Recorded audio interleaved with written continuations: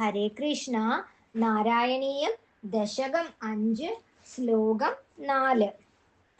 മായാ സന്നിഹിതോ പ്രവിഷ്ടവപുഷ സാക്ഷീതി ഗീതോ ഭവാൻ ഭേദൈസ്താം പ്രതിബിംബദോ വിവിശിവാൻ ജീവോപി നൈവാപര കാലാദി പ്രതിബോധിതാധ ഭവദാ സഞ്ജോദിതാ ച സ്വയം മായാ സാ ഖലു ബുദ്ധിതത്വമസൃജ ദ്യോസൗ മഹാനുച്യതേ.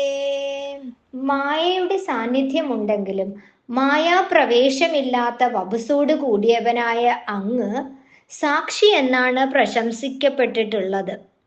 ആ മായയിൽ ഉപാധിഭേദങ്ങളോടെ പ്രതിബിംബമായിട്ട് പ്രവേശിച്ച ഭവാൻ തന്നെയാണ് ജീവാത്മാവും, മറ്റൊരാളല്ല.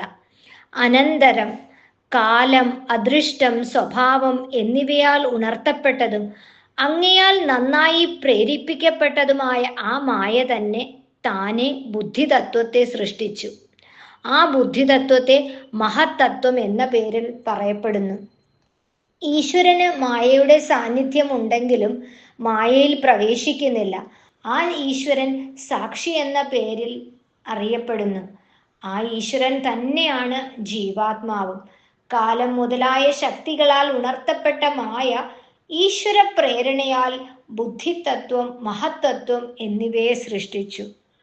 നമ്മുടെ എല്ലാം ഉള്ളിലുള്ള ആ ജീവാത്മാവായ ആ പരബ്രഹ്മസ്വരൂപത്തിനെ കോടി പ്രണാമം അർപ്പിച്ചുകൊണ്ട് എല്ലാവർക്കും ആ ഭഗവാന്റെ അനുഗ്രഹം ഉണ്ടാവട്ടെ എന്ന് പ്രാർത്ഥിച്ചുകൊണ്ട് സർവം കൃഷ്ണാർപ്പണമസ്തു.